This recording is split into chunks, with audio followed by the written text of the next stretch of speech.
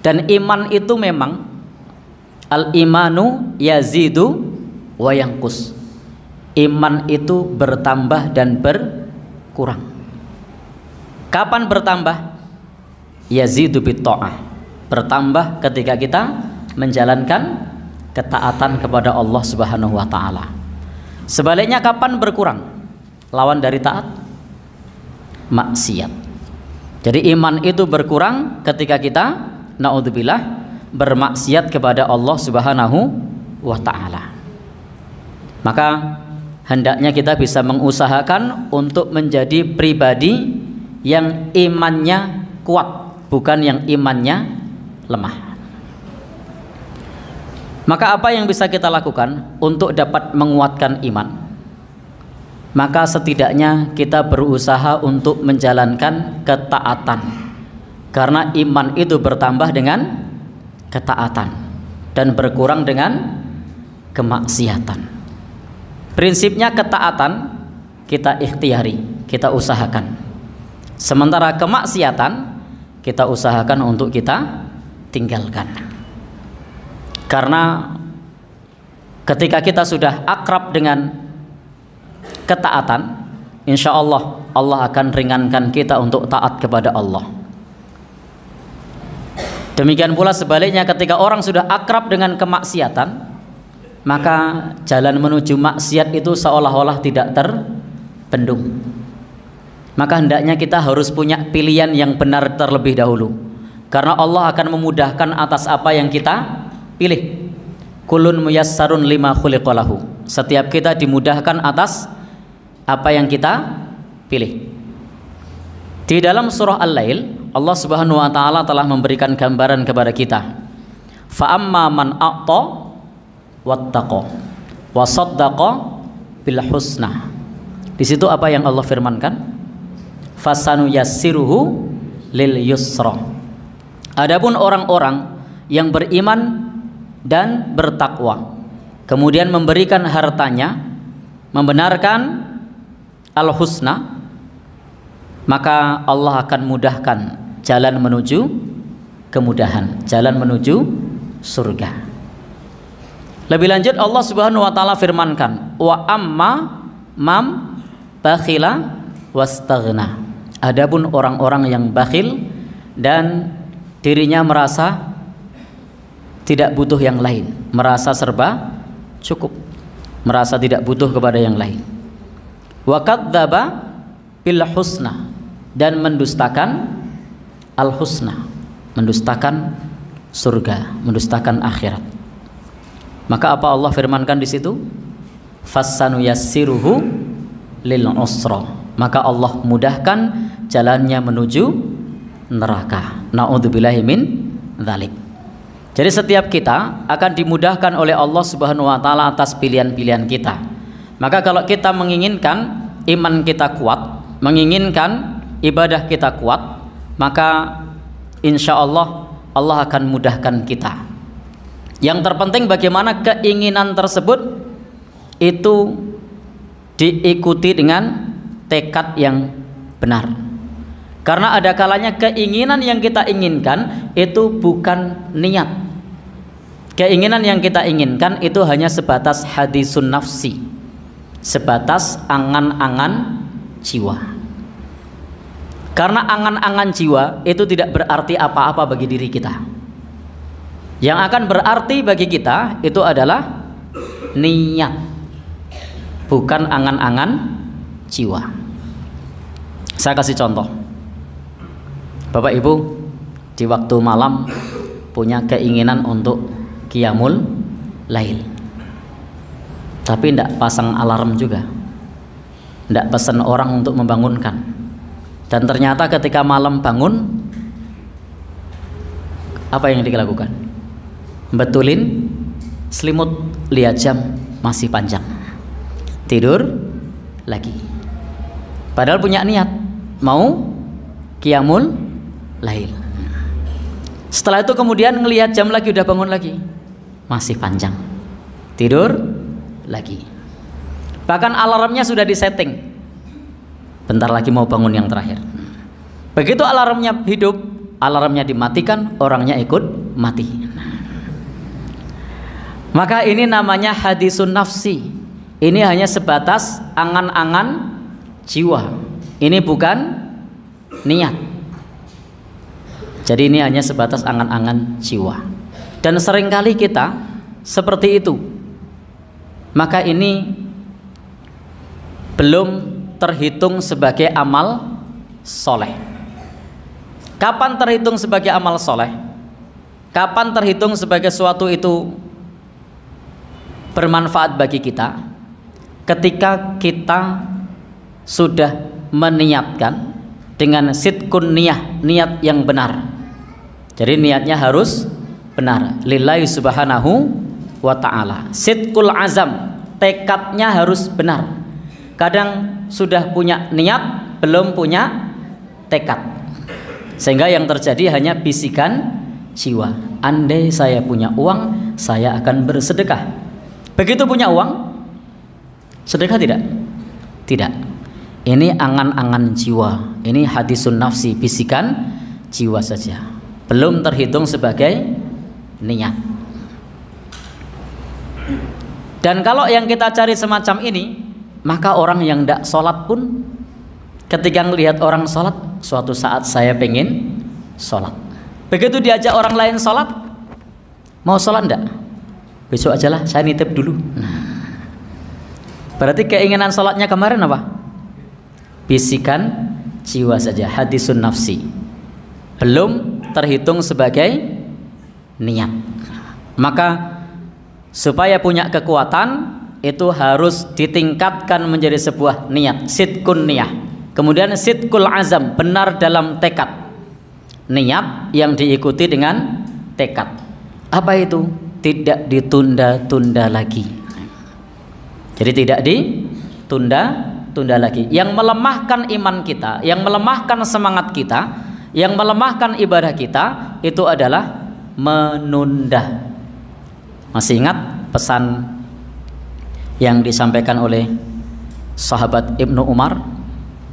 Apa pesannya dari Nabi SAW? Kalau kamu di waktu pagi, jangan tunggu di waktu sore. Kalau di waktu sore, jangan tunggu di waktu pagi. Jadi prinsipnya, apabila kita di waktu sore, tidak tunggu di waktu pagi. Apabila di waktu pagi, tidak tunggu di waktu sore. Ketika kita ada niat beramal, maka segera kerjakan. Ini namanya benar dalam niat, benar dalam tekad. Alhamdulillah, kalau kita bisa benar dalam niat, kita bisa benar dalam tekad. Seperti pesan dari Rasul tadi yang disampaikan oleh sahabat Ibnu Umar. Idza asbahta fala tangtadiril masa, wa idza amsaita fala tangtadirus subah. Jadi bisa punya tekad yang benar, segera dikerjakan. Dalam bahasa lain, seperti ketika orang mau melakukan pekerjaan, itu bagaimana kita bisa buka pintu, langkahkan kaki. Berapa banyak orang mengikuti pelatihan dari para motivator untuk bisnis, tapi tidak pernah bisnis. Kalau pas dapat motivasi itu iya gitu, wah saya mau bisnis, saya mau usaha gitu kan. Tapi begitu pulang 3 hari kemudian ada usaha apa tidak? Tidak. Itu hanya angan-angan jiwa. Yang benar bagaimana? Buka pintu, langkahkan kaki, segera kerjakan apa yang bisa, apa yang mampu. Demikian pula di dalam beramal soleh. Ketika kita sudah ada niat, maka harus ada tekad, segera dikerjakan. Ternyata tekadnya sudah benar, harus niat ini harus diikuti lagi. Apa itu? Sidqun niyah, sidqul azam. Yang berikutnya harus sidqul amal, amalnya benar. Karena tidak sedikit orang yang niatnya sudah benar, tekadnya sudah benar, tapi amalnya tidak benar. Jadi pentingnya bagaimana kita beramal tapi dengan amalan yang benar. Berapa banyak orang yang bersemangat untuk beramal tapi terjatuh pada amalan yang tidak benar. Maka kalau amalan yang benar itu insya Allah tidak merepotkan kita. insya Allah tidak membebani kita. Kadang-kadang amal itu menjadi beban bagi kita karena amalan tersebut tidak sesuai dengan sunnah. Menyambut tahun baru Hijriah, membaca ayat kursi 250 kali. Misalnya ini, apalagi membaca sebanyak 7.000 kali misalnya. Jadi bagaimana ketika kita beramal, itu adalah niatnya benar, tekadnya benar, amalnya juga benar. Bagaimana amal tersebut itu sesuai dengan tuntunan Rasulullah Sallallahu Alaihi Wasallam. Karena ketika amal tersebut sesuai tuntunan Rasulullah Sallallahu Alaihi Wasallam, insya Allah tidak memberatkan. Yang menjadi berat, kadang amalan tersebut tidak sesuai tuntunan Rasulullah Sallallahu Alaihi Wasallam. Karena tuntunan agama ini sejalan dengan fitrah manusia. Wa ma ja'ala 'alaikum fid dini min haraj. Allah Subhanahu wa taala tidak menjadikan di dalam agama ini satu kesulitan, sehingga menjadikan melemahkan semangat kita karena menjadi beban bagi kita. Tetapi kalau sesuatu itu sesuai sunnah, insya Allah mudah untuk kita jalankan, tidak memberatkan. Contohnya apa? Banyak perjaka sampai usianya kasep. Kenapa? Ternyata cara menikahnya tidak sesuai sunnah, membebani. Tapi kalau sesuai sunnah, mahal apa murah? Murah. Tapi ada ndak yang ketika melakukan pernikahan karena gengsi atau tradisi habisnya ratusan juta? Jadi mau menjalankan sunnah menikah saja itu pikir-pikir dulu, berat. Calonnya sudah ada, tapi belum berani menikah. Kenapa? Karena tadi tidak sejalan dengan sunnah. Kalau sejalan dengan sunnah, mudah. Kira-kira habis berapa kalau sejalan dengan sunnah menikah? Ya, 5 juta, 500. Baik. Tapi kalau yang dicari gengsi, tidak sesuai sunnah, amalnya tidak benar. Pas niat mau nikah sudah semangat, pas tekadnya sudah semangat, giliran mau nikah, wah kok mahal. Dan itu dampaknya banyak. Yang mestinya menjalankan sunnah malah bisa menjalankan larangan. Hutang riba. Mungkin tidak orang mau nikah hutang riba? Mungkin. Riba halal apa haram? Haram. Nikah? Ya, kalau sudah mampu wajib ya. Baik. Malah terjatuh kepada yang haram. Kenapa? Tidak sesuai sunnah, tidak sesuai tuntunan. Maka tadi harus benar dalam niat, benar dalam tekad, benar dalam amal. Saking semangatnya ingin beramal yang bermanfaat untuk orang yang meninggal dunia, kadang-kadang juga terjatuh dalam perkara yang tidak sesuai dengan tuntunan. Maka wajib pastikan terlebih dahulu sesuai dengan benar dalam niat, benar dalam tekad. Niatnya harus lillah, tekadnya segera, kemudian amalnya sesuai tuntunan.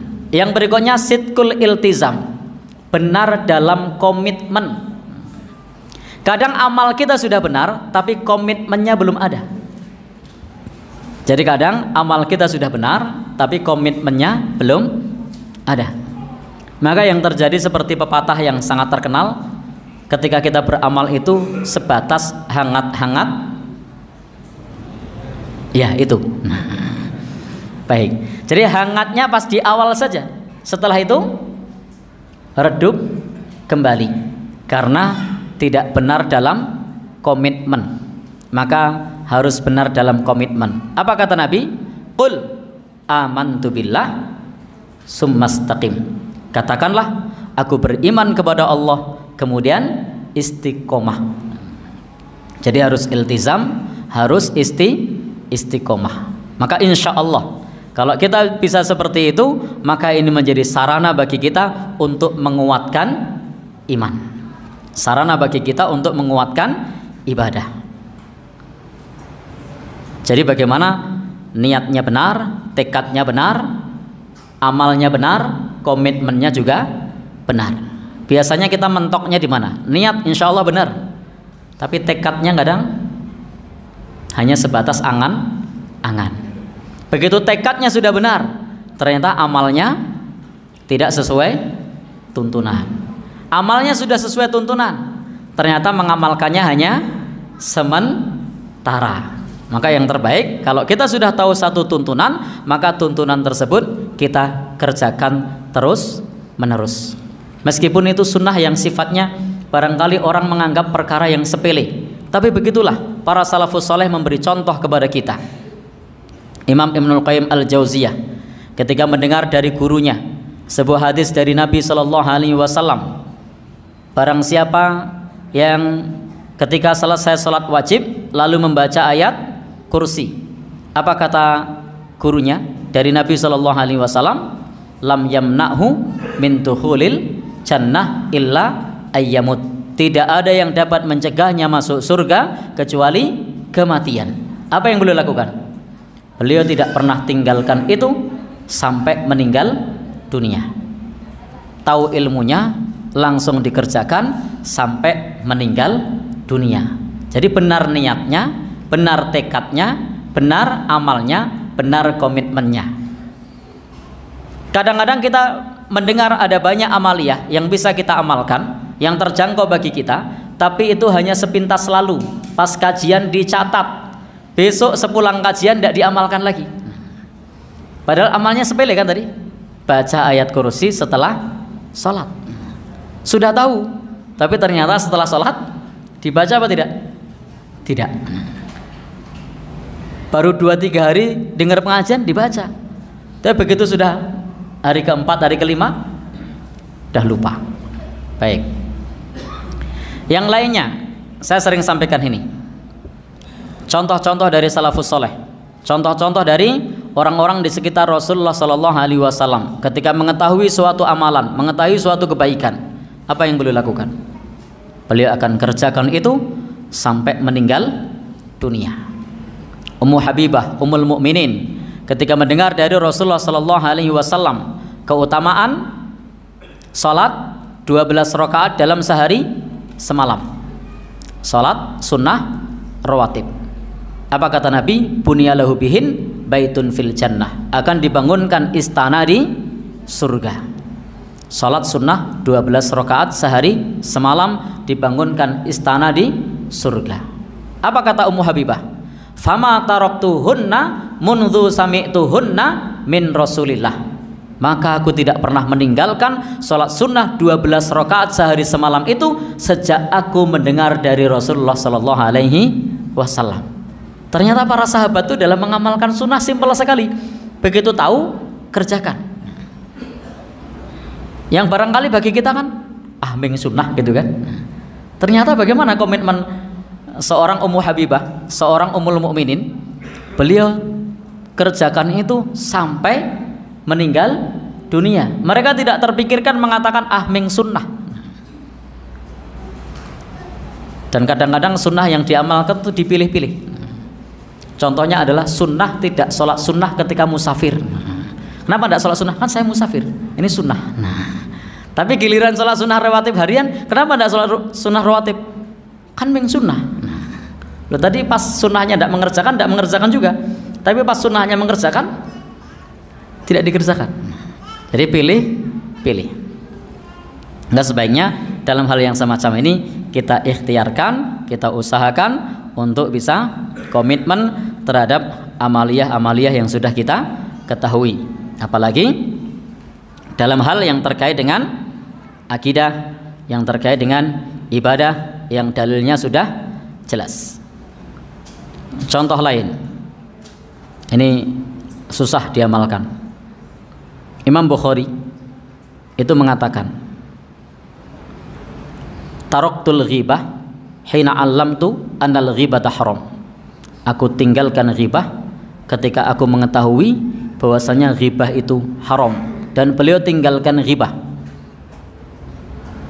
sampai beliau meninggal dunia. Sepele kan? Kita sudah tahu ghibah, sudah lama kan? Tapi bagaimana komitmen kita? Maka disinilah kadang untuk menjalankan komitmen ini, untuk mengokohkan iman ini, untuk mengokohkan ibadah ini, kita tidak bisa sendirian. Jadi kita tidak bisa sendirian. Kita butuh partner-partner orang-orang soleh.